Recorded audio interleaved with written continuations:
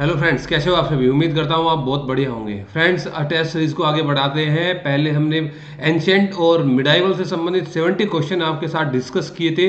आप सभी का बहुत बढ़िया रेस्पॉन्स वहाँ पे रहा है। तो आज मॉडर्न हिस्ट्री से संबंधित एक सिंगल यूनिट का टेस्ट मैंने आज जो लिया वो आज के साथ शेयर कर रहा हूँ। और आज के जो टेस्ट का जो टॉपिक हमारा होगा वो टॉपिक हमारा है कि भारत के अंदर जो संवैधानिक विकास समय समय पर हुआ है, आधुनिक भारत के अंदर उस संवैधानिक विकास से संबंधित ये 55 क्वेश्चन है जो मैं आपके साथ शेयर करूंगा। बढ़िया क्वेश्चन है। अगर आप स्टूडेंट्स इस वीडियो को भी आप एक बार कंप्लीट देख लेते हैं तो ये पूरा का पूरा टॉपिक, ये पूरा का पूरा चैप्टर आपकी एकदम समझ में आ जाएगा। ठीक है, तो ज्यादा देरी ना करते हुए बढ़ाते हैं हम अपने क्वेश्चन को आगे की ओर चलते हैं। कि भाई पहला क्वेश्चन है आपका कि यहाँ पे the regulating act of 1773, the regulating act of 1773 के अंदर संदर्भ में आपने बताना है कि कौन सा कथन सही है। 1773 के संदर्भ में आपने बताना है कि कौन सा कथन सही है कि बंगाल के गवर्नर को अब गवर्नर जनरल कहा जाने लगा। देखो, एक एक चीज को बहुत ध्यान से देखना है कि बंगाल के गवर्नर को अब गवर्नर जनरल कहा जाने लगा है। तो यहां पे आप एक चीज की शुरुआत यहां पे आप देख रहे हैं कि गवर्नर को गवर्नर जनरल यानी कि केंद्रीयकरण की शुरुआत स्टूडेंट यहां पे अपनी होनी शुरू हो गई है। केंद्रीयकरण की कि जो पहले जो बंगाल का गवर्नर बनता था 1757 से, अब बंगाल के गवर्नर को बंगाल का गवर्नर जनरल बोला गया है। और बंगाल के गवर्नर जनरल के अधीन जो दूसरे जो क्षेत्र थे, मद्रास और बॉम्बे, जो इनकी प्रेसिडेंसी के अधीन आते थे, वो भी कलकत्ता के अंदर ही अपने आने शुरू हो गए हैं। तो केंद्रीयकरण की शुरुआत आप 1773 के रेगुलेटिंग एक्ट के मतलब वारन हेस्टिंग के समय से आप देखना शुरू करोगे। और इसका पीक जो आप देखोगे अपना केंद्रीयकरण का, वो पीक आएगा 1833 के अंदर, 1833 के अंदर जो पीक आएगा इसका कि पूरे बंगाल के गवर्नर जनरल को भारत का गवर्नर जनरल अब बना दिया। बंगाल के गवर्नर जनरल को देखो यहाँ पे बंगाल के गवर्नर को बंगाल का गवर्नर जनरल बनाया गया। और 1833 में क्या आएगा कि बंगाल जो का गवर्नर जनरल था उसको भारत का गवर्नर जनरल बना दिया, यानी कि केंद्रीयकरण की शुरुआत। तो पहला ऑप्शन सही है आपके यहाँ पे। दूसरा है कि भारतीय कानून व्यवस्था के आधार पर कलकत्ता के अंदर सर्वोच्च न्यायालय की स्थापना की गई। भारतीय कानूनी व्यवस्था के आधार पर सर्वोच्च, ये बात तो सही है कि 1774 के अंदर कलकत्ता के अंदर एक सुप्रीम कोर्ट की स्थापना हुई थी। 1774 में वारन हेस्टिंग के समय में ही एक सुप्रीम कोर्ट की स्थापना हुई थी, लेकिन वो भारतीय कानूनी व्यवस्था के आधार पर नहीं हुई थी। इस बात को याद रखना आपने कि वो भारतीय कानूनी व्यवस्था के आधार पर नहीं हुई थी, वो ब्रिटिश कानूनी व्यवस्था के आधार पर हुई थी। तो आपका दूसरा ऑप्शन गलत है। तीसरा कि 4 सदस्यों की एक परिषद गवर्नर जनरल की सहायता के लिए गठित की गई, ये बात सही है। देखो, आप एक चीज देख रहे हैं कि कंपनी पर अब ब्रिटिश संसद धीरे धीरे करके अपना जो इनको एक एकाधिकार मिला हुआ था उसको समाप्त करने की ओर काम करना कंपनी के द्वारा शुरू कर दिया है। और ग्रेजुअली ये धीरे धीरे 1773 से लेकर और आगे समय तक ही चलता रहेगा। 81 आएगा, 1786 आएगा, 84 आएगा, 86 आएगा, 1793 आएगा, 1813 आएगा, 1833 आएगा, 53 आएगा, 58 आएगा, 61 आएगा, 92 आएगा, 9 आएगा, 1919 आएगा और 1935। ये लगातार चलता है, लेकिन 1858 में महारानी शासन यहाँ पे शुरू हो जाता है। ठीक है, तो यहाँ पे आप देख रहे हैं कि 4 सदस्यों की एक परिषद थी। 4 सदस्यों की परिषद ने गवर्नर जनरल की सहायता के लिए गठित की गई। आप जानते भी है कि 4 सदस्यों की परिषद कौन कौन थी। आप जानते हैं फिलिप फ्रांसिस, मॉनसेन, क्लेवरिंग और बोरवेल, ये 4 सदस्य थे जिनको काउंसिल के अंदर शामिल किया गया था। निर्णय बहुमत के आधार पर होना था, यानी कि यह बात सही है। और यहाँ पे मैंने बात की थी सर्वोच्च न्यायालय की, ये बात सही है कि सर्वोच्च न्यायालय स्थापित की गई थी भारतीय कानून व्यवस्था के तहत नहीं, ब्रिटिश कानून व्यवस्था के। और सर्वोच्च न्यायालय का जो चीफ बना था उसको आप जानते हैं सर इलिजाह एम्पे, सर इलिजाह एम्पे। और सर इलिजाह एम्पे के अलावा 3 अन्य व्यक्ति होते हैं जिनको आप HCL के नाम से भी जान सकते हैं, HCL के नाम से भी आप जान सकते हैं। ठीक है ना।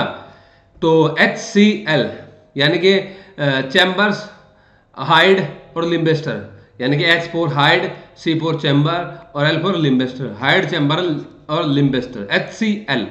ठीक है, तो ये सुप्रीम कोर्ट के असिस्टेंट ये जज हुआ करते थे और ब्रिटिश अधिकारी सुप्रीम कोर्ट के अधिकार क्षेत्र में नहीं आते थे। भाई एक बात बताओ, मैंने बताया कि ब्रिटिश अधिकारियों पर लगाम लगाने के लिए, कंट्रोल करने के लिए ही तो ये रेगुलेटिंग एक्ट लाए गए।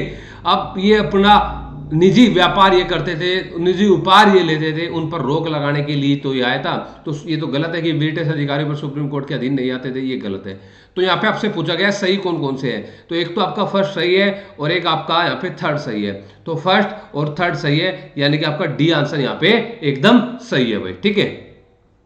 नेक्स्ट देखिए भाई कि the regulating act of 1773 supreme court के संदर्भ में ये बताना है कि कौन सा कथन सही है कि संपूर्ण भारत इसके अधिकार क्षेत्र में आता था। संपूर्ण भारत के लिए जो भारत के अंदर सुप्रीम कोर्ट स्थापित होगा वो आप 1935 में आप देखोगे, 1935 के अंदर देखोगे, और वो दिल्ली में स्थापित है। 1935 के अधिनियम में सुप्रीम कोर्ट की स्थापना हो गई, लेकिन जो ये रेगुलेटिंग एक्ट के तहत 1774 में जो सुप्रीम कोर्ट स्थापित हुआ था, ये पूरे भारत में नहीं, ये तो कलकत्ता और उसकी प्रेसिडेंसी के अधीन ये अपना स्थापित हुआ था। तो पहला तो यहाँ पे गलत है आपका, और दूसरा आप देख रहे हैं कि यह अदालत ब्रिटिश कानूनी व्यवस्था पर आधारित थी। ब्रिटिश कानूनी व्यवस्था, ये सही है, यानी कि बी ऑप्शन आपका यहाँ पे एकदम सही है भाई, ठीक है। नेक्स्ट आइए भाई कि प्रतियोगिता परीक्षा के माध्यम से भर्ती प्रक्रिया शुरू कराने का प्रावधान किस अधिनियम के तहत किया गया था। प्रतियोगी परीक्षा के माध्यम से भर्ती कराने का प्रावधान किस अधिनियम के तहत किया गया था। 1858 का भारत शासन अधिनियम, 1861 का कौंसिल अधिनियम, 1853 का चार्टर अधिनियम, 1833 का चार्टर अधिनियम। देखो आप ये अधिनियम जो आ रहे हैं ना, ये पहले 1833 से पहले इसको विनियम बोला गया है, 1833 से पहले इसको विनियम बोला गया है, और 1833 के बाद में या 33 से इसको अधिनियम बना दिया गया। इस बात को पता होना चाहिए। तो अब बात है कि भर्ती प्रक्रिया, पहले जो ये नियुक्ति होती थी, जैसे कि हम IAS आज के देखते हैं, तो जो ये नियुक्ति होती थी कंपनी अपने चहेतों को नियुक्त यहाँ पे कर देती थी।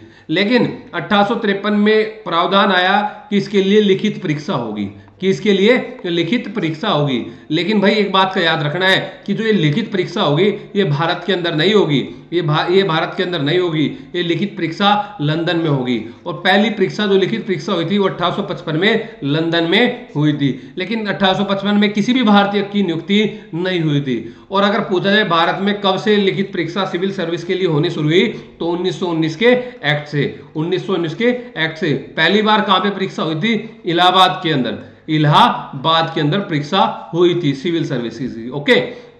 और अगर आपसे पूछा पहला भारतीय है जिनकी नियुक्ति हुई थी, सत्येंद्र नाथ टैगोर, सत्येंद्र नाथ टैगोर, जिनकी नियुक्ति सिविल सर्विस के अंदर आपकी हुई थी 1861-62 में। हालांकि समय समय पर देखो एज बहुत कम कर दिया गया है इसको, कि पहले एज ज्यादा हुआ करती, 22 थी, फिर 21 की गई, फिर 20 की गई है ना। समय समय पर लिटन के समय में बहुत कम एज हो गई थी, ठीक है। तो यहाँ पे 1853 आएगा भाई। नेक्स्ट आइए आप नेक्स्ट क्वेश्चन पे देखिए, फोर्थ क्वेश्चन पे कि द पीट्स इंडिया एक्ट 1784 के संदर्भ में कथनों पर विचार करना है कि वाणिज्यिक मामलों की देखभाल के लिए 6 सदस्यीय नियंत्रण बोर्ड की स्थापना की गई थी।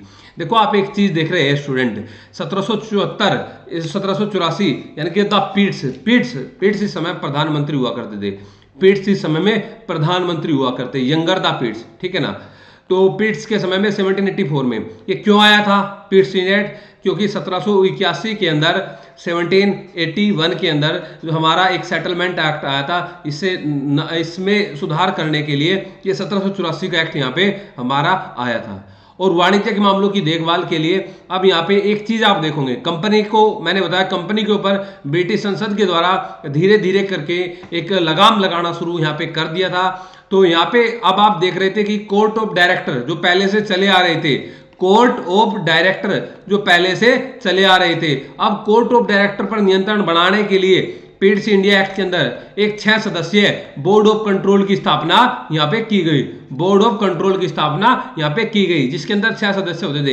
एक स्टेट एक्सचेकर होता था, एक राज्य सचिव होता था, और 4 हमारे प्रिवी काउंसिल के सदस्य होते थे। यानी कि आज के आप मान सकते हैं कि ये राज्यसभा के सदस्य हमारे हुआ करते थे। तो ये 6 सदस्य आप देखोगे बोर्ड ऑफ कंट्रोल। देखो ये एक दूसरे पर नियंत्रण रखने के लिए board of control court of director पर नियंत्रण रखने के लिए स्थापित किया गया था। और आप देखोगे कि ये कब तक चला कोर्ट ऑफ डायरेक्टर और बोर्ड ऑफ कंट्रोल? ये तब तक चला जब तक महारानी शासन नहीं आया। यानी कि 1858 का जब शासन अधिनियम शुरू होता है, और 1858 में जब आप देखेंगे कि कोर्ट ऑफ डायरेक्टर को समाप्त कर दिया, कंपनी शासन को समाप्त कर दिया, और कंपनी शासन को समाप्त करके महारानी शासन यहाँ पे 1858 के अंदर लॉर्ड कैनिंग के समय में स्थापित हुआ।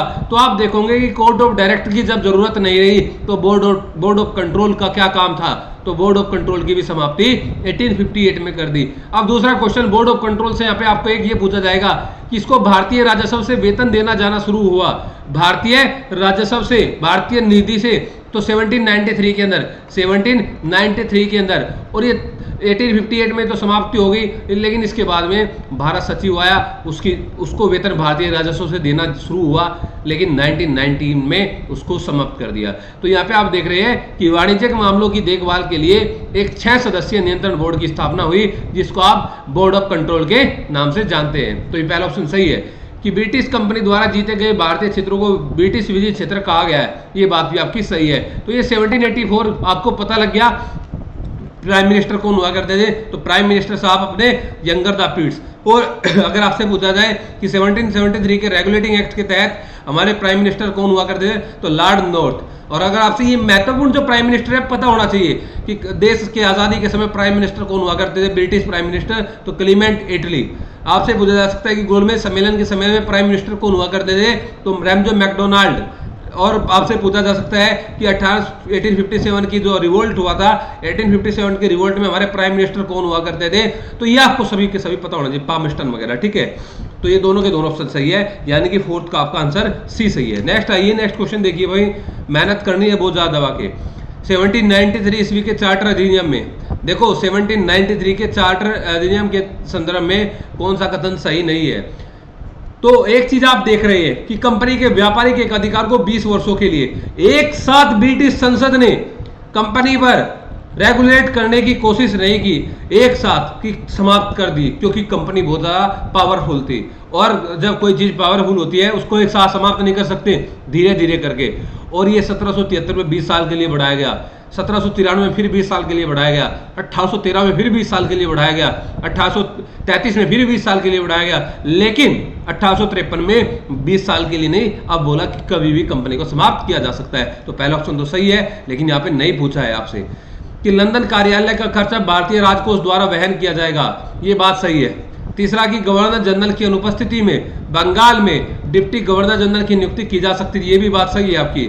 और कंपनी के शेयर धारकों को 10.5% जो लाभांश था इसका आश्वासन दिया गया। ये आश्वासन तो जरूर दिया गया था 10.5% का, लेकिन 1793 में नहीं दिया गया था, ये लाभांश दिया गया था 1813 के अंदर, 1813 के एक्ट के अंदर आपको ये लाभांश की बात होगी। तो डी ऑप्शन आपके यहाँ पे सही नहीं है, तो आंसर आपका डी हो गया। नेक्स्ट पे आइए भैया कि कौन सा युगम सही सुमेलित है, कौन सा युगम सही सुमेलित है कि 1892 का काउंसिल अधिनियम, 1935 का भारत शासन अधिनियम, 1909 का भारत शासन अधिनियम। तो ये आपको समकालीन गवर्नर जनरल और वायसराय आपसे पूछे हैं कि कौन हमारा समकालीन गवर्नर जनरल और वायसराय थे। तो एक गवर्नर जनरल वायसराय वाली कहानी आपकी समझ आ जानी चाहिए कि 1757 में बैटल ऑफ प्लासी का जो अपना संघर्ष अपना हुआ था, तो इसके अंदर आप गवर्नर देखते हैं। और जब वारन हेस्टिंग आते हैं तो वारन हेस्टिंग बंगाल के गवर्नर जनरल बन जाते हैं। और आप देखते हैं 1833 के अंदर कि जब लॉर्ड विलियम बेंटिक हमारे होते हैं, तो लॉर्ड विलियम बेंटिक बंगाल के गवर्नर जनरल से भारत के गवर्नर जनरल बन जाते हैं। आफ्टर दैट 1857 के बाद में 1858 में अब गवर्नर जनरल के साथ साथ में वायसराय भी काम यहाँ पे करते हैं, ठीक है। इस बात का आपने ध्यान रखना है। तो 1892 का जो काउंसिल अधिनियम आया था, तो आप जानते हैं लॉर्ड लैंसडाउन यहाँ पे हमारे वायसराय हुआ करते थे, जानते हैं ना। 1891 के अंदर आप देखेंगे एक समाज सुधार से संबंधित कार्य भी हुआ, तब भी लॉर्ड लैंसडाउन ही थे। और 1995 का भारत शासन अधिनियम लॉर्ड लिनलिथगो, ये गलत है। 1935 का भारत शासन अधिनियम के समय में लॉर्ड लिनलिथगो भारत के वायसराय नहीं थे। तो भारत के वायसराय कौन थे? ये थे आपके Willingdon, Lord Willingdon. After that आप देखोगे 1909 का भारत शासन अधिनियम लॉर्ड मार्ले।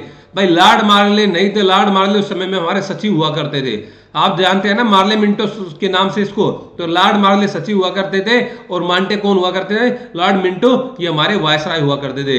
तो लॉर्ड मार्ले नहीं होंगे, लॉर्ड मिंटो होंगे। और 1935 में लॉर्ड लिनलिथगो नहीं होंगे, लॉर्ड विलिंगटन होंगे। तो ये सही है। तो आपको सभी का पता होना चाहिए कि किस समय में कौन था। 1781 में कौन था, 1773 में वारन हेस्टिंग, 1781 में वारन हेस्टिंग, 1784 में वारन हेस्टिंग, 17 86 में कॉर्नवालिस साहब को लाया जाता है, 1793 कॉर्नवालिस साहब, या फिर आप देखते हैं 1813 के अंदर लॉर्ड हेस्टिंग, उसके बाद में आप देखोगे 1833 में विलियम बेंटिक साहब, 1853 में आप देखोगे डलहौजी साहब, 1858 में केनिंग साहब, 61 में केनिंग साहब, और फिर 92 के अंदर आप लांसडाउन देख रहे हैं, 9 के अंदर मिंटो देख रहे हैं, 19 के अंदर ये चैम्सफोर्ड देख रहे हैं, या इसके बाद में आप देखते हैं 1935 के अंदर आप देख रहे हैं वेलिंगटन। तो सारे के सारे मैंने आपको बता दिए, ठीक है। नेक्स्ट पे आप देखिए कि हमारा यहाँ पे आपका जो आंसर होगा, सही पूछा था तो सही तो आपका सी ही होगा, बस सही आपका यहाँ पे सी होगा, ऑप्शन नंबर सी, ठीक है। नेक्स्ट पे ये कि निम्नलिखित में से किस अधिनियम ने ब्रिटिश ईस्ट इंडिया कंपनी को विशुद्ध रूप से राजनीतिक इकाई में बदल दिया, विशुद्ध रूप से राजनीतिक इकाई के अंदर बदल दिया? तो 1833 का चार्टर अधिनियम, 1833 का चार्टर अधिनियम।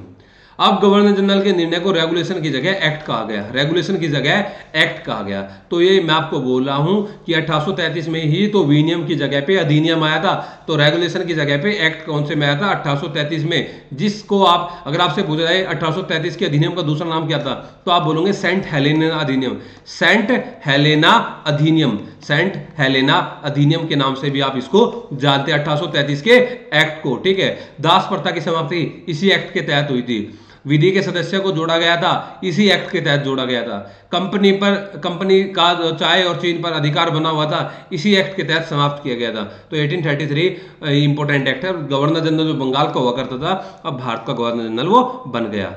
नेक्स्ट कि गवर्नर जनरल की काउंसिल के कार्यों को किस अधिनियम के तहत विधायी कार्यों और कार्यकारी परिषद के अंदर विभाजित किया गया?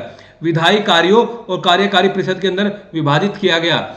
तो वो आपका जो यहाँ पे आप देखोगे 9th के अंदर कि विधायी कार्य और कार्यकारी परिषद जो आप देखते हैं कि ये है आपका 1853 का जो चार्टर अधिनियम है, ये आप देखोगे कि विधायी कार्य और कार्यकारी कार्यों के अंदर, ठीक है ना, इसके अंदर आपने देखना 1853 के अंदर। और 1853 में आपने देखा परीक्षा भारत में शुरू हो गई और क्षेत्रीयकरण की शुरुआत 1853 के अंदर हो गई। अब कंपनी को बोल दिया कि आप 20 साल के लिए नहीं, कभी भी समाप्त किए जा सकते हैं। और भारत के राज्य सचिव का पद निम्नलिखित किस अधिनियम के तहत आया? राज्य सचिव, देखो सेक्रेटरी ऑफ स्टेट, मैंने बताया सेक्रेटरी ऑफ स्टेट 1858 के भारत शासन अधिनियम के तहत। सेक्रेटरी ऑफ स्टेट का जो पद आया था भारत शासन अधिनियम 1858 के तहत ही राज्य सचिव का पद आया था। और आप जानते हैं कि राज्य सचिव का पद आने से बोर्ड ऑफ कंट्रोल और कोर्ट ऑफ डायरेक्टर जो पहले से नियुक्त होते थे, अब उनकी समाप्ति यहाँ से हो गई 1858 से। और पहले अगर राज्य सचिव पूछा जाए तो लॉर्ड स्टेनली हमारे थे, ठीक है, लॉर्ड स्टेनली। और अगर आपसे पूछा जाए कि 1857 के समय में हमारे प्राइम मिनिस्टर साहब तो पामिस्टन, और 1858 के अधिनियम के समय प्राइम मिनिस्टर पूछा जाए तो लॉर्ड डर्बी आपके प्राइम मिनिस्टर हुआ करते थे, याद रखना इस चीज को भाई। नेक्स्ट कि 1781 के अधिनियम का एकमात्र उद्देश्य था 1781।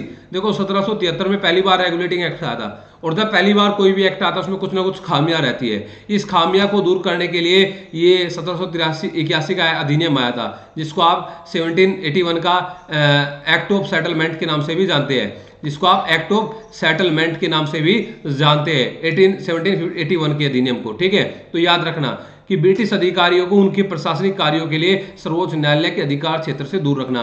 कई सारी खामियां थी 1781 के अंदर, 73 के अंदर, और 81 में बोला गया था कि 5000 से ज़्यादा के जो मुकदमे होंगे अब वो प्रीवी काउंसिल उसकी सुनवाई यहाँ पे करेगी, ठीक है। और कई सारे कार्य यहाँ पे जुरिस्डिक्शन पावर के संबंधित भी थी, तो ये आपका बी ऑप्शन यहाँ पे होगा, ठीक है। नेक्स्ट आइए कि शाही विधान परिषद में क्षेत्रीय प्रतिनिधित्व। मैंने आपको बोला कि क्षेत्रीय प्रतिनिधित्व की शुरुआत 1853 के तहत, 1853 के तहत, ठीक है। तो जल्दी जल्दी में देखिए भाई कि कौन सा अधिनियम सुशासन का अधिनियम बोला गया है, कौन सा अधिनियम आपका सुशासन का अधिनियम बोला गया है, बताइए भाई कौन सा अधिनियम को सुशासन का अधिनियम बोला गया है? तो 1858 के भारत शासन अधिनियम को। और मैंने याद रखना ये चीज आपके बुक के अंदर नहीं मिलेगी कि कौन से अधिनियम को सुशासन का अधिनियम बोला गया है, 1858 के अधिनियम को।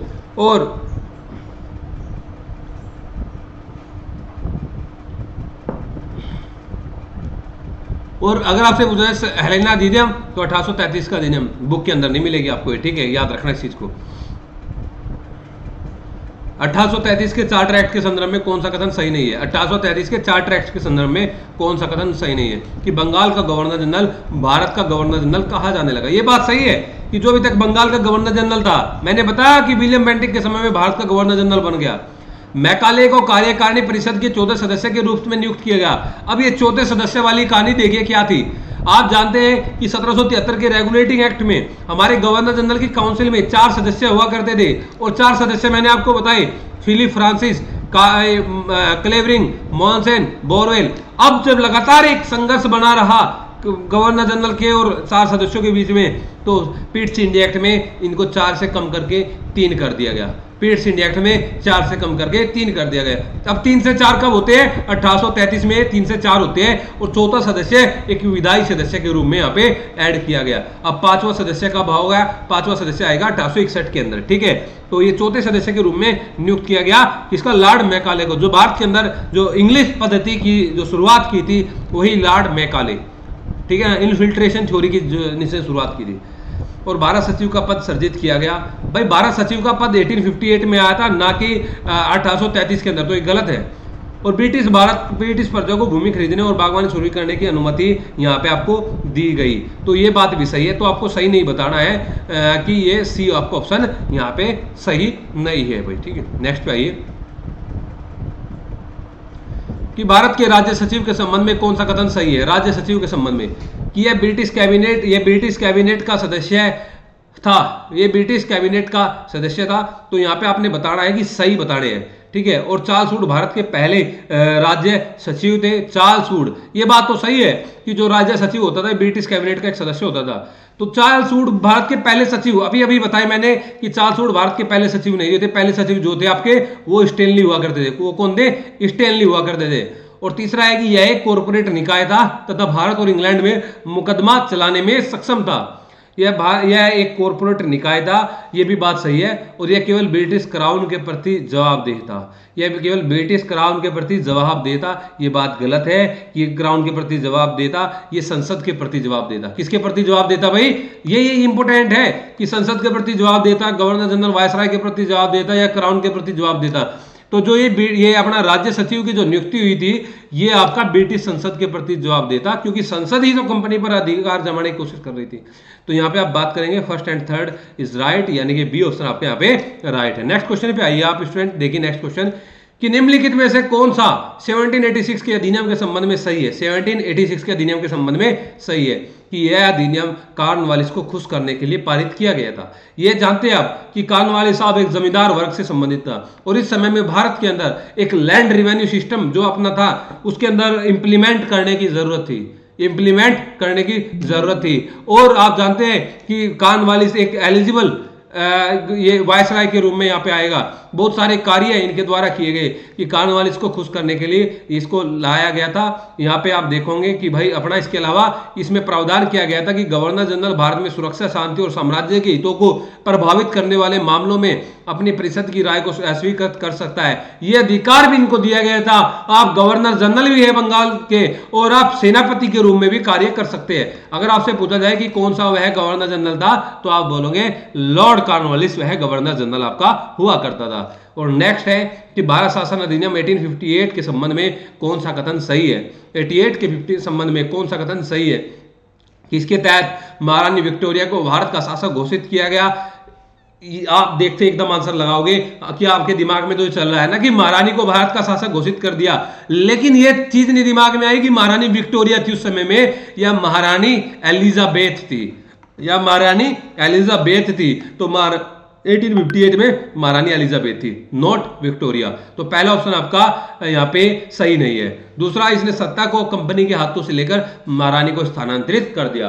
किसने सत्ता को कंपनी के हाथों से लेकर महारानी को स्थानांतरित कर दिया? ये बात सही है कि कंपनी के हाथों से सत्ता अब महारानी के हाथों में चली गई। तो ऑप्शन नंबर बी यहाँ पे आपका 17 का सही होगा। नेक्स्ट आइए 18 पे वही कि निम्नलिखित में किस अधिनियम में कहा गया है कि जाति, पंथ, नस्ल, जन्म स्थान के आधार पर किसी भी भारतीय को किसी भी पद से वंचित नहीं किया जाएगा। तो ये मैंने बोला था आपको कि 1833 के अधिनियम में धारा नंबर 87 के तहत ये बात बोली गई थी, 1833 के अधिनियम के तहत, ठीक है, याद रखना इस बात को। नेक्स्ट कि 1909 के मार्ले मिंटो सुधार के उद्देश्य के संबंध में कौन सा कथन सही है? कि मुस्लिम अल्पसंख्यक वर्ग को खुश करना, ये बात सही है। मार्ले मिंटो मुस्लिम अल्पसंख्यक वर्ग को खुश करने के लिए ही लाया गया था, इनको एक रिजर्वेशन देने के लिए, अलग से संप्रदाय को बनाने के लिए, पृथक, और चरमपंथियों को मजबूत करना। अरे चरमपंथियों के खिलाफ ही तो ये उदारपंथियों को ये अधिनियम लेके आए थे, उदारपंथियों के लिए लेके आए थे, ना कि चरमपंथियों के लिए। और आप जानते हैं कि उदारपंथी और चरमपंथी के अंदर सूरत अधिवेशन के अंदर 1907 के तहत एक विभाजन हुआ था, और विभाजन के बाद में जितने भी चरमपंथी थे या तो जेल में डाल दिए गए या निर्वासित कर दिए गए, उदारपंथियों के लिए, खुश करने के लिए, नॉट चरमपंथी। तो यहां पे आप बोलोगे ओनली, यहां पे सही पूछा है तो ओनली फर्स्ट सही है। ठीक है, नेक्स्ट पे आइए 20 पे भाई। तो देखिए कि 1858 के भारत शासन अधिनियम के बाद कि भारत के गवर्नर जनरल को वायसराय क्यों कहा जाने लगा? क्योंकि अब वायसराय ब्रिटिश क्राउन का प्रतिनिधि था। अब वायसराय ब्रिटिश क्राउन का प्रतिनिधि के रूप में भी यहां पे कार्य करता था। एक ही व्यक्ति को गवर्नर जनरल और वायसराय बनाना जरूर शुरू हुआ। और किस गवर्नर जनरल के शासनकाल के दौरान? दास प्रथा। तो दास प्रथा दिमाग में आनी चाहिए। तो 1833 के अधिनियम के तहत 1843 में कानून नंबर 5 के तहत दास प्रथा को समाप्त किया गया था। तो आपको बोला जाएगा कि कौन था हमारा गवर्नर जनरल? तो लॉर्ड एलन बैरो। लॉर्ड एलन बैरो 1843 में। और 1843 में एक और मुख्य घटना हुई थी। क्या हुई थी? सिंध का विलय हुआ था लॉर्ड एलन बैरो के समय में। तो दास प्रथा की समाप्ति कानून नंबर 5 के तहत 1843 एलन बैरो के समय। सती प्रथा की समाप्ति 1828 में कानून नंबर 17 के तहत। आपसे कानून पूछे जा सकते हैं, कानून नंबर 3 के तहत क्या, कानून नंबर 5 के तहत क्या, कानून नंबर 17 के तहत क्या, कानून नंबर 21 के तहत क्या, तो ये सभी पूछे जाएंगे। नेक्स्ट आइए कि 1861 की काउंसिल एक्ट के संबंध में कौन सा कथन सही है? 1861 की काउंसिल एक्ट के संबंध में कि प्रशासनिक विकेंद्रीकरण करने के लिए बॉम्बे और मद्रास प्रेसिडेंसी को कानून बनाने का अधिकार दिया गया। प्रशासनिक विकेंद्रीकरण करने के लिए बॉम्बे और मद्रास प्रेसिडेंसी को कानून बनाने का अधिकार दिया गया। और वायसराय की परिषद के कार्यकारी सदस्य सामूहिक रूप से वायसराय के प्रति उत्तरदायी थे, और विधि सदस्यों को वायसराय की परिषद में 5वें सदस्य के रूप में शामिल किया गया था। तो आपने बताना है कि देखो यहाँ पे एक, अगर आपसे पूछा जाए कि विकेंद्रीकरण की शुरुआत कहाँ से होती है? विकेंद्रीकरण 1773 से केंद्रीकरण की शुरुआत होती है। पीक कहाँ पे होता है? 1833 में पीक होता है। और विकेंद्रीकरण की शुरुआत यानी कि अब भारतीयों को भी शामिल किया जाना शुरू हुआ 1861 के तहत है, और पूर्णतः विकेंद्रीकरण 1935 के तहत। ठीक है, तो पहला सही है। वायसराय की परिषद के कार्यकारी सामूहिक रूप से वायसराय की परिषद के कार्यकारी सदस्य सामूहिक रूप से नहीं, व्यक्तिगत रूप से। किससे भाई? व्यक्तिगत रूप से। बारीकियों को पहचानना है, बारीकियों को जानना है आपने। ठीक है, तो दूसरा गलत। और तीसरा कि विधि सदस्य को वायसराय की परिषद में 5वें सदस्य के रूप में। मैंने बता दिया कब 4 थे, कब 3 हुए, कब 4 हुए, कब 5 हुए, और कब 6 होंगे। ये भी बात आपको याद रखनी है। ठीक है, 1878 में। अब 1861 के अधिनियम से आप देखते हैं यहाँ की पोर्टफोलियो प्रणाली यहाँ पे चल जाएगी, यानी कि मंत्रिमंडलीय व्यवस्था की शुरुआत 1861 के अधिनियम से आप देखनी शुरू होगी, यहाँ पे कर देंगे। नेक्स्ट है कि 1892 के संबंध में कौन सा कथन सही है? कि 10 से 16 अतिरिक्त सदस्य जोड़े गए। सदस्यों को बजट पर प्रश्न पूछने का अधिकार दिया गया, पूछने का अधिकार नहीं दिया गया। इसके तहत पूरक प्रश्न नहीं पूछे जा सकते थे, ये बात सही है। तो पहला और तीसरा सही है। नेक्स्ट कि भारत में दास प्रथा को किस अधिनियम के तहत समाप्त किया गया? दास प्रथा को तो आप अधिनियम पूछे तो 1833, ईयर पूछे तो 1843, गवर्नर जनरल पूछे तो एलन बैरो, ये बात। कानून नंबर पूछे तो कानून नंबर 5 के तहत। और 1919 के काउंसिल एक्ट के संबंध में कौन सा कथन सत्य है? पृथक निर्वाचन क्षेत्र का प्रावधान मुस्लिमों के लिए सही है।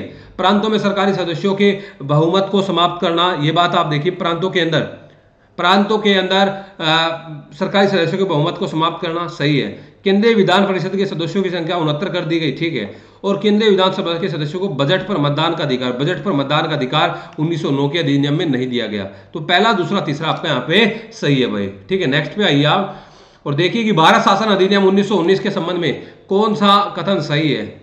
कि भारत में पहली बार द्विसदनीय विधायिका की स्थापना की गई, ये बात सही है। और मतदान का आधार शिक्षा को निर्धारित किया गया। मतदान का आधार शिक्षा नहीं था, मतदान का आधार आपकी प्रॉपर्टी थी, मतदान का अधिकार आपका पैसा था, संपत्ति थी, शिक्षा को नहीं, ये गलत है। और यूरोपीय सिक्कों को पृथक निर्वाचन मंडल के तहत लाया गया, ये बात सही है। First and third is right यहाँ पे। ठीक है, राइट पूछा आपसे। तो यहाँ पे नेक्स्ट पे आइए और देखिए कि प्रांतों में द्वैध शासन, अगर आपसे पूछा जाए प्रांतों में द्वैध शासन तो आप बोलोगे 1919 में। अगर आपसे पूछा जाए कि केंद्र के अंदर द्वैध शासन की शुरुआत तो आप बोलोगे 1935 में, केंद्र के अंदर, प्रांतों में 1919 के अंदर। और आप जानते हैं, ठीक है, इस बात को याद रखना है कि 1919 के भारत शासन अधिनियम के प्रावधानों के संदर्भ में निम्नलिखित में असत्य कथन की पहचान कीजिए।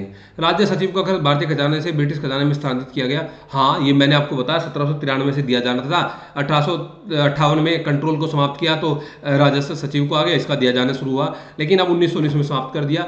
जब 1919 में इसका समाप्त कर दिया गया, इसको समाप्त किया, अंग्रेज बहुत चालाक थे, यहाँ पे उच्चायुक्त की नियुक्ति कर दी, उच्चायुक्त की नियुक्ति कर दी लंदन में। अब इसका देना शुरू हुआ भारतीय राजस्व से।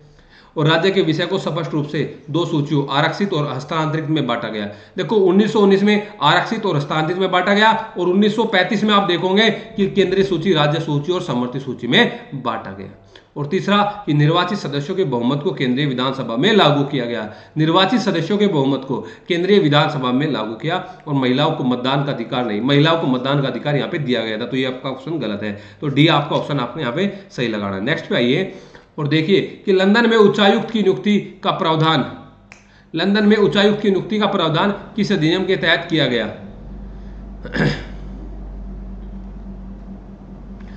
लंदन में उच्चायुक्त की नियुक्ति का प्रावधान किस अधिनियम के तहत किया गया? तो आप देखोगे कि 1909 का भारत शासन अधिनियम, 1909 का भारत परिषद अधिनियम, और 1935 का भारत शासन अधिनियम, 1919 का भारत शासन अधिनियम, 1892 का भारत शासन अधिनियम। तो बताइए लंदन में उच्चायुक्त की जो नियुक्ति थी, इसका प्रावधान किस अधिनियम के द्वारा किया गया? तो उच्चायुक्त का मैंने अभी अभी बताया 1919 में, क्योंकि अब भारत राज्य सचिव का समाप्ति किया गया, और अब आप यहाँ पे इसकी शुरुआत यहाँ पे आपकी हो गई थी। ठीक है, नेक्स्ट आइए कि किस अधिनियम ने गवर्नर जनरल को कार्यकारी परिषद में एक भारतीय सदस्य को नामित करने का अधिकार दिया? किस अधिनियम ने गवर्नर जनरल की कार्यकारी परिषद में एक भारतीय सदस्य को नामित करने का अधिकार दिया?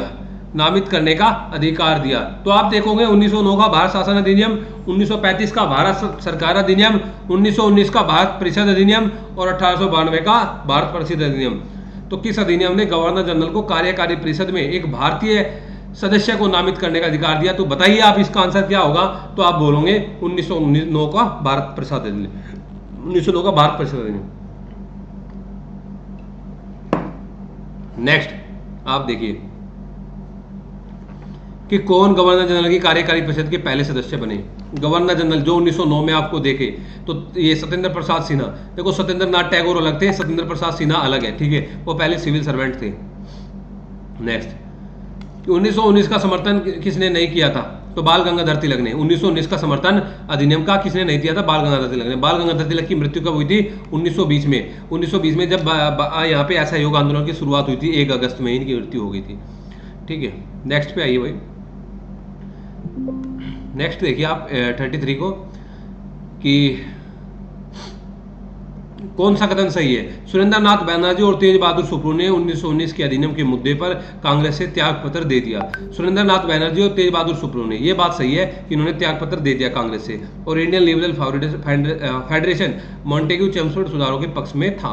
ये बात भी सही है, इंडियन लिबरल फेडरेशन जिससे सुरेंद्र नाथ बैनर्जी और ये जुड़े हुए थे, ये इनके पक्ष में थे और कांग्रेस विपक्ष में थी। तो दोनों के दोनों ऑप्शन यहाँ पे आपके सही है भाई। नेक्स्ट पे आइए, 55 क्वेश्चन है तो करने हैं कि मॉन्टेग्यू चेम्सफोर्ड सुधारों के संबंध में कौन सा कथन सही है? कि गवर्नर जनरल विधायकों को वीटो कर सकता है, गवर्नर जनरल विधायकों को वीटो कर सकता था, और भारत की यहाँ पे आप देखोगे कि भारत की जो अपनी विधायिका होती थी, भारत के संबंध में, भारत की विधायिका भारत के संबंध में ब्रिटिश संसद द्वारा पारित किसी भी कानून को बदल या उलट नहीं सकती थी। ये बात भी आपकी सही है, दोनों के दोनों ऑप्शन आपके यहाँ पे सही है भाई। नेक्स्ट कि भारत शासन अधिनियम 1935 के संबंध में कौन सा कथन सही नहीं है? 1935 के संबंध में कौन सा कथन सही नहीं है? कि देशी रियासतों को भी केंद्रीय विधायिका के दोनों सदनों में प्रतिनिधित्व दिया गया, या इसके अलावा आप देखोगे कि प्रीवी काउंसिल को समाप्त कर दिया गया। तो या ये बात याद रखना है कि 1935 के संबंध में प्रीवी काउंसिल को यहाँ पे आप देखोगे समाप्त नहीं किया गया, याद रखना है, ठीक है। और वित्तीय शक्ति ब्रिटेन से भारत को स्थानांतरित हो गई, और केंद्रीय स्तर पर द्वैध शासन लागू किया गया, केंद्रीय स्तर पर द्वैध शासन लागू हुआ, ठीक है। तो प्रीवी जो काउंसिल थी उसकी समाप्ति नहीं की गई थी, ठीक है।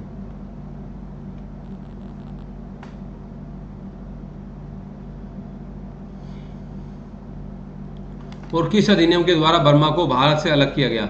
बर्मा को भारत 1935 के अधिनियम से। बर्मा को भारत से अधिनियम 1935 के अधिनियम से।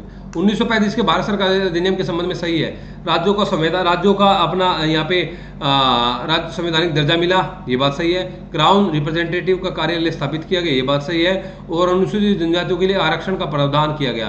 देखो आरक्षण नहीं किया गया, सीटें बढ़ाई गई थी, सीटें बढ़ाई गई थी। और राज्य सचिव का कार्यालय यथावत रहा। ये पहले दो ऑप्शन सही है, पहले दो ऑप्शन यहाँ पे आपके सही है भाई, ठीक है।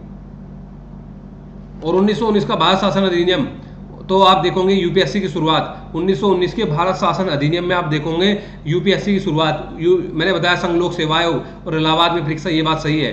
1935 का भारत शासन अधिनियम, chamber of princess, chamber of princess, ये बात गलत है। चैम्बर ऑफ प्रिंसेस 1935 के भारत सरकार अधिनियम से संबंधित नहीं, 1921 के अधिनियम से संबंधित था चैम्बर ऑफ प्रिंसेस।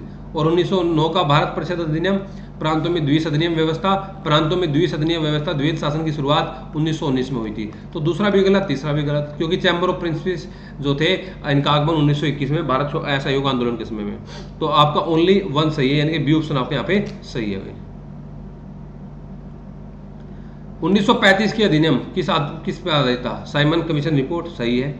आप जानते हैं 1927 में साइमन कमीशन गठित हुआ था, 1928 में फरवरी में भारत पहुंचा था, 30-31 में अपनी रिपोर्ट जारी की थी, तो उस पर आधारित था। गोलमेज सम्मेलन की सिफारिशों पर आप जानते हैं कि 3 गोलमेज सम्मेलन हुए, 1930, 1931, 1932 में, उसकी सिफारिश पर। आप जानते हैं कि 1933 में ब्रिटिश सरकार द्वारा प्रकाशित श्वेत पत्र पर और संयुक्त प्रवर समितियों की रिपोर्ट पर, संयुक्त प्रवर समितियों की रिपोर्ट पर। तो आप यहाँ पे चारों के चार ऑप्शन ही आपके यहाँ पे सही है। और अखिल भारतीय संघ के संदर्भ में कौन सा कथन सही है? यह संघ केवल ब्रिटिश, भारत और देशी रियासतों तो मिलकर बना था, और देशी रियासतों के लिए संघ में शामिल होना अनिवार्य था। संघ में शामिल होना अनिवार्य नहीं था, इनकी इच्छा थी। अनिवार्य नहीं था, इच्छा पे डिपेंड करता है इनकी। तो एक ही सही है।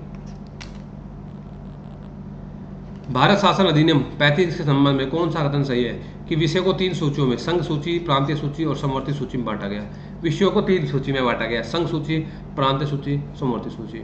और अवशिष्ट शक्तियां ब्रिटिश संसद के पास निहित थी। अवशिष्ट शक्तियां ब्रिटिश संसद के पास में निहित थी, ब्रिटिश संसद के पास में निहित थी अवशिष्ट शक्तियां। या यहाँ पे जो अपने वायसराय हुआ करते थे, वायसराय के गवर्नर जनरल के हाथों में, गवर्नर जनरल के हाथों में, वायसराय के हाथों में थी, ब्रिटिश संसद के हाथों में नहीं थी। तो यहाँ पे भी आपका ऑप्शन नंबर 1 ही सही होगा। नेक्स्ट देखिए कि भारतीय परिषद को 1919 के अधिनियम द्वारा समाप्त कर दिया गया। भारतीय परिषद को 1919 के अधिनियम नहीं, भारतीय परिषद को 1919 में कहाँ समाप्त किया गया था? भारतीय परिषद को 1935 में समाप्त किया गया था, 1935 में। और मुस्लिम लीग ने 1935 के भारत सरकार अधिनियम को समर्थन किया था। 1919 ने मुस्लिम लीग की भारत सरकार का समर्थन नहीं, विरोध किया था। मुस्लिम लीग ने इसका तो विरोध किया था, ठीक है। दोनों ही ऑप्शन गलत है।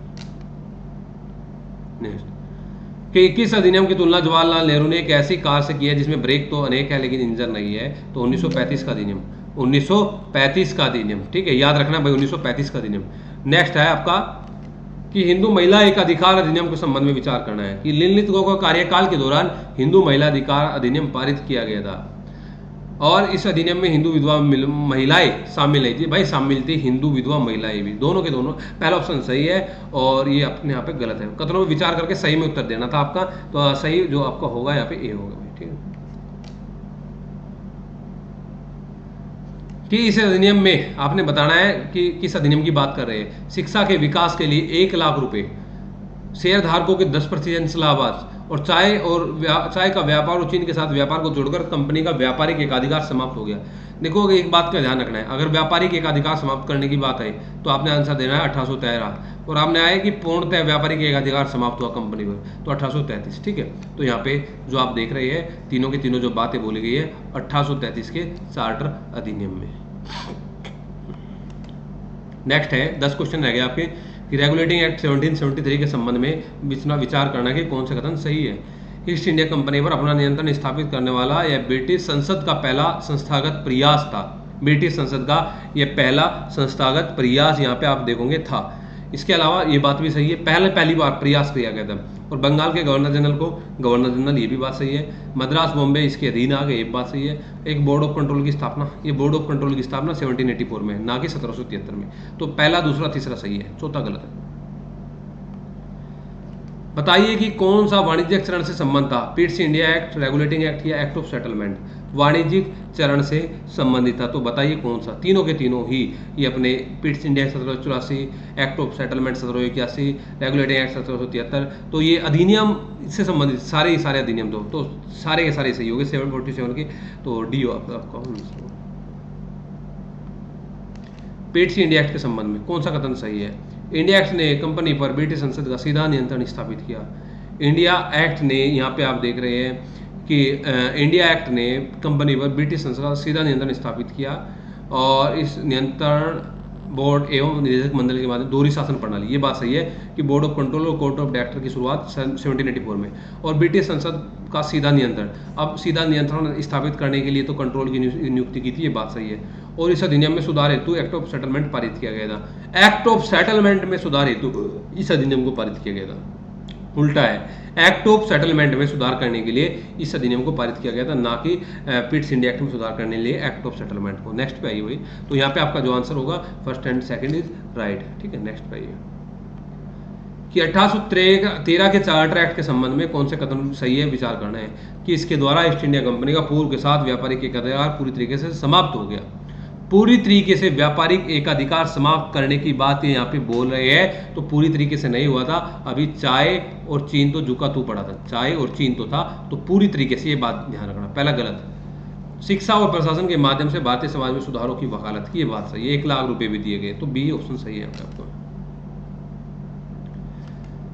1793 के प्रावधानों पर बात करनी है कि गवर्नर जनरल कार्यकारिणी परिषद द्वारा लिए गए निर्णय को रद्द कर सकता था। आप जानते हैं कि ये अपना यहाँ पे इतना राइट कान वाले साहब को मिल गया था। अंग्रेज अधिकारियों ने वेतन और भत्तों का भुगतान भारतीय खजाने दिया जाना था, ये भी सही है। और कंपनी के कर्मचारियों को निजी व्यापार के लाइसेंस नहीं, कंपनी के व्यापारियों को लाइसेंस नहीं, अब तो उनको समाप्त कर रहे थे, उपहार लेना बंद कर दिया था, ये सब। तो फर्स्ट एंड सेकंड राइट है।